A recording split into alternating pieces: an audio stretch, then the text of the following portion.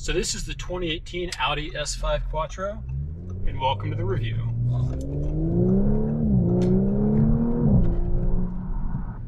So again, just like we did the Mercedes, I just think it's always helpful. Let's just go through the naming.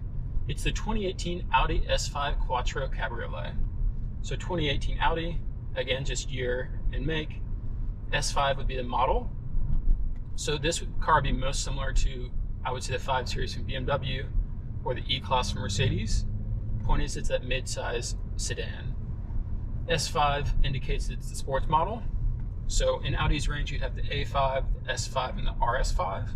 The RS5 is typically spooky fast, comparable to kind of the Mercedes AMG or BMW's kind of M series. But RS5s would be crazy fast, and you got the S5, and the A5 would be the entry-level version. Next, Quattro. Really all that means is four-wheel drive. So again, like I said in the other video, BMW says xDrive, Mercedes says 4MATIC, and then Audi simply says Quattro. Then lastly, Cabriolet, it's just a convertible. But again, let's take it back to the Mercedes. The Mercedes, also 3-liter, also a V6. This is a 3-liter V6, but also just has a turbocharger. Mercedes was twin turbo. Again, let's talk about horsepower now. This one is 354 horsepower. That's about 30 more than the Mercedes. So definitely a notch to the Audi here. Secondly, torque. This one is 369 pound-feet of torque. Mercedes, I don't remember the exact figure, but it was definitely around 350. So maybe let's just say around 10 more pounds on this one. But these are also both also 4x4s. Quattro versus the 4MATIC. So if you remember in that kind of Mercedes review, I was kind of concerned on and kind of questioning where the power from the Mercedes was going. I'm not questioning that with the Audi. I can see where the power is. I can feel the power. I can feel the four-wheel drive. Whereas the Mercedes felt sluggish and slow, this one, I can tell you where the power is. It's right underneath me, and I can feel it every time I accelerate. Now let's talk about the eco side of it. This is an 8-speed automatic transmission. Gets 20, 23, 29 in regards to city, combined, and highway efficiencies. So really the MPG is pretty good. You're getting 354 horsepower and you're getting 23 MPG. I really think that's pretty good, especially when comparing to the Mercedes. Mercedes had 9 gears, but was only averaging around 22 MPG. I believe it was 20, 22, 25. So especially when you think about the highway driving, this one says 28 or 29, Mercedes says 25. And that definitely is pretty surprising there.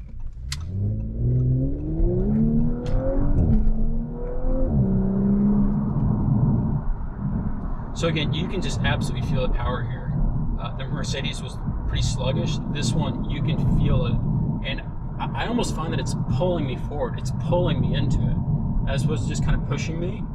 And I really think that's the four-wheel drive. The four-wheel drive in this car, it's really perfect unison.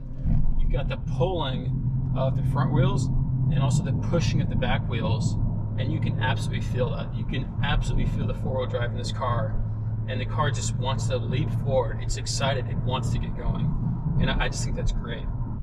So let's talk about price. This car, brand new, was about 60 to 70,000. So I hate to make this entire review just comparing the Mercedes and Audi together, but this is 60 to 70 brand new. The Mercedes was around 70 to 90 brand new. So this car was cheaper brand new. Of course, this does have some options on it, but so did that E400 that I tested. That had quite a few options on it as well. So really, I think it comes down to just what I might call the Mercedes discount. And really, I kind of say that tongue-in-cheek because I think you're just paying for the Mercedes name. I think Audi, although I think it's a great car, and especially the Audi R8, love that car, and it's created a great name for Audi. I think in regards to the German manufacturers, I think it is kind of on definitely the more unknown side. If you think about German cars, you're going to say Mercedes and BMW. And then I would think Audi is there as well, but it's definitely not as well known. So I think you really get the benefits of it. You get great value here. If you bought it new, you're paying 10 grand less for a car that I would say is 100% better. And now on the used car market, I would say it's really in a similar space. This car right now, as optioned, would probably be around 20 to 25,000. So I would say it's probably at that exact same price as that E400 I tested used, if not maybe a little bit cheaper. So again, like I don't think there's any competition. So as you can get up, you see it has very nice ground effects here. I really do like the way this looks overall. Very clean, angular lights here as well. And I think unlike the Mercedes that I would say is pretty sleek, I think the lines you have here are still very aggressive. As you move around, I can tell you firsthand these rims are a massive pain to clean, but I do think they look pretty nice overall. Here you have the Audi S5 badging. And as you move back, you can see this is what I was talking about compared to the Mercedes. So here you can see the door, I think, does seem quite a bit longer here. And while you do still have that fairly large gap between the door itself and the wheels, I feel like, maybe this is just me, I feel like that door seems longer and kind of feels more correctly proportioned. As you move along to the back, you have quad exhaust, all functional. So although I'm not a huge fan of the fully digital display, I think this one does a pretty nice job overall. It's pretty much laid out the same way you would see on just a standard analog display. And then also what's nice is, of course, you can move this around and you can see different screens here.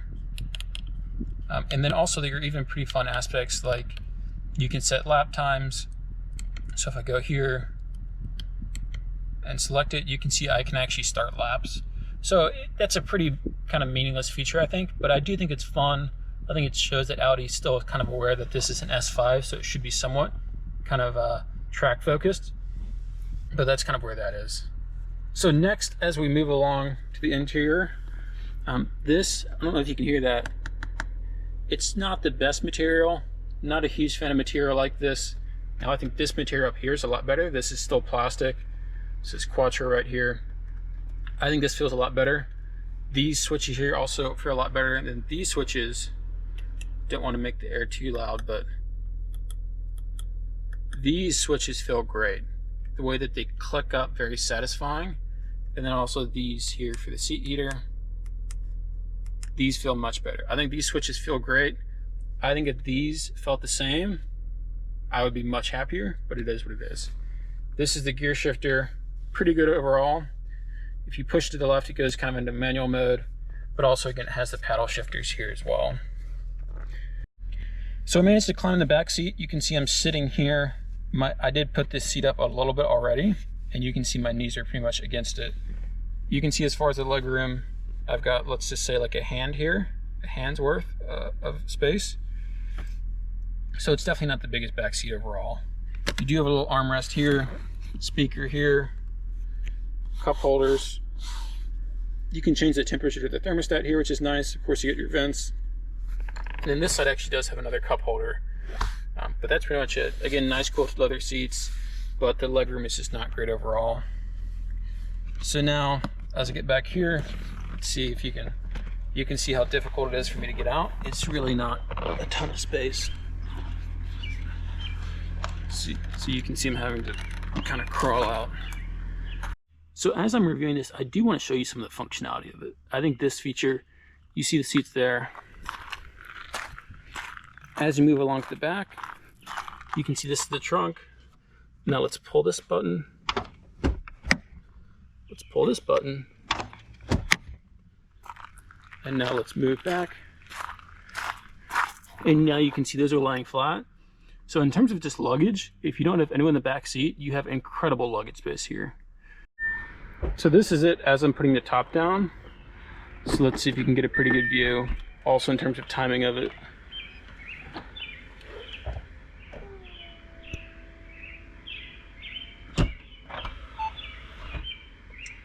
So it really is pretty quick to take the top down. So now that the top down is down, let's give you another look at the car with the top up, or the top down. So top down, again, it hides itself pretty well.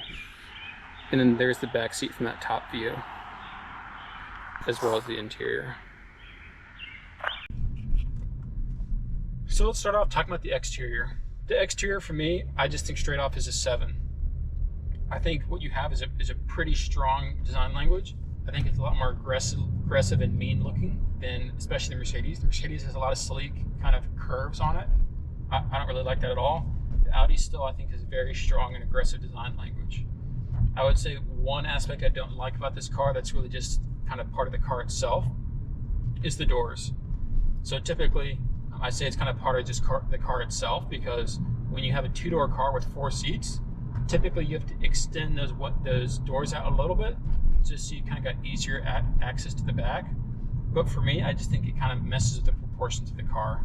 For the interior, I'm also going to give it a 7. I really do like the dashboard. I think these buttons here are fantastic. I think the clicking you get when you press them are great. I also like the buttons down here. Not a huge fan of the plastic.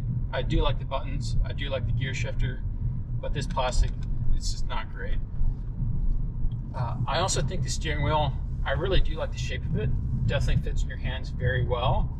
But the buttons, I think they're pretty confusing. I like to think I'm pretty good at the buttons, but a lot of these buttons I just never use. I think they're kind of useless. So again, I rated a 7. I think it is very strong overall. Next, for performance, also a 7. But let me explain it for a second. When I'm talking about performance, it's not just headline numbers. And while that is a very important part of the performance, it's not just in a vacuum. It's, for me, I would say it's the performance compared to everything else and kind of what you're getting in the overall package. So with this, you're getting 354 horsepower, 369 pound-feet of torque. So in a vacuum, those aren't amazing numbers. Like a Lamborghini or something would be much higher, but we're not talking about a Lambo. We're talking about a 4-seat convertible at a price point of around 20 to 30,000. And I think at that price point, the 0 to 60 time, 4.8 seconds, this car is pretty much unmatched. I would say this is an unbelievable sleeper. I would say it's a great option for you. And I would say the performance is something you can definitely feel and see on the road for sure. Next, in terms of value, I think the value here is incredible. I'm gonna give it a 9. So even brand new, this car would have been 60 to 70,000. So if we compare to that Mercedes maybe one last time, even compared to the Mercedes, it would have been a value at the start. This is $10,000, $15,000, $20,000 cheaper than the Mercedes. And really, I think it's just because of the name. People think Mercedes is being better than Audi, and I'm not sure it's true anymore. And now, this is 20 to 30,000. I really think it's probably 20 to 25. And the value there that you're getting for a 4-seat convertible with, I think, really great performance, as I just said, is incredible. I think the value there is probably some of the best I've seen. So that's why I'm gonna rate it very highly at a 9. So for feel, this is the one I'm kind of struggling the most with. I think absolutely the performance is here. I think the car looks great overall. I mean, I gave it a 7 for the interior and exterior separately. But the feel I'm struggling with. It has the performance, it has the looks, but it doesn't have that sound. I'm gonna be reviewing a Jaguar F-Type pretty shortly here. And that car, although this car is actually faster, this Audi's faster than the F-Type S, the F-Type S sounds unbelievable, and it's also V6. So for me, I'm a very simple man. I want it to sound great, I want it to look great, and I want it to be fast. This car is kind of almost too much of a sleeper. Now, I don't want it to be the kind of the busted old car that just doesn't even have an exhaust and it's incredibly loud, but I want that rich, throaty exhaust, and I want to definitely hear it as I'm in the car. This car, even in dynamic mode, you can't really hear it. You can feel it and you can see that you're going fast, but you don't really hear that exhaust sound. And for me, that's really a large part of the feel. I think it really nails almost all of the feel aspect, except for that one, which is definitely disappointing because it nails really everything else. So I think that's the car overall. I really enjoy this car. I think it feels really tight. I really also feel like it feels like a driver's car. But also, I think it can play both games. So we're in sport mode right now. We're kind of dynamic, as they call it. And now if we go into comfort, the Audi takes a step back, it breathes, it relaxes, and it's comfortable. So I think that's really great about the Audi. It can play both games. Do you want to be an idiot, or do you want to have a ton of fun driving around corners, ripping it, and just overall just have a blast of an afternoon with the top down? Absolutely, go for it. Or do you want to take the kids to school, be comfortable, take the wife out to dinner, and just have a slow, relaxed evening? Okay, great. Go into comfort mode, ease off the throttle, don't do the paddle shifters, and you're good to go. And for me, That's what I love about a car. I want a car that can play both games. I don't want a car that is just fully track mode or fully comfort mode. I want a car that can do both. I want it to be the jack of all trades. I don't want it to just be this absolute monster on the racetrack, but then you go over one bump and you like realign your entire back. Like that's stupidity. I want a car that can go on the track and have a good time, and then I can also take the family out for dinner or something, and I want a car that can do both, and I think this absolutely can. I think this car has a very refined aspect to it when you're going around corners, but it's also willing, capable, and able to just take a step back. Take a step back, breathe in, breathe out, and just cruise. And I think that's a very kind of unique aspect of this car, and I've really enjoyed reviewing this car overall. I think it can really do both to an astounding level, especially at that price point. Again, you could have this car for, let's just say, 20 to 30. I think it's really 20 to 25, but you could absolutely have this car at that price point, and I think that's a very unique and compelling argument there. Like, I think the bang for your buck here is almost unmatched. I hope you enjoyed the review, and make sure to subscribe for more content.